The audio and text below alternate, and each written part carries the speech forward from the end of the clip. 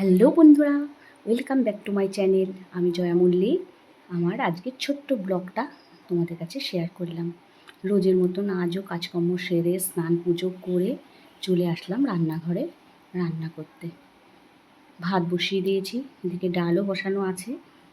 তারপরে মা বাজার করে এনেছে।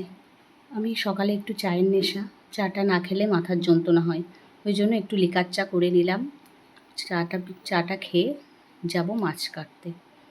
আজকে এনেছে পুঁটি মাছ।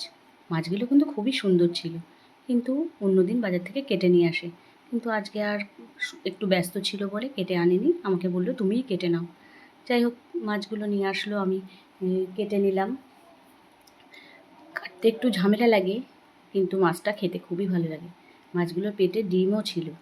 দেখো, খুব টাটকা আর খুব সুন্দর দেখতে মাছগুলো। মাছ কেটে চলে যাব রান্না করতে। তাড়াতাড়ি রান্না করে দেবো, কারণ উনি যাবে খেয়ে বাজার।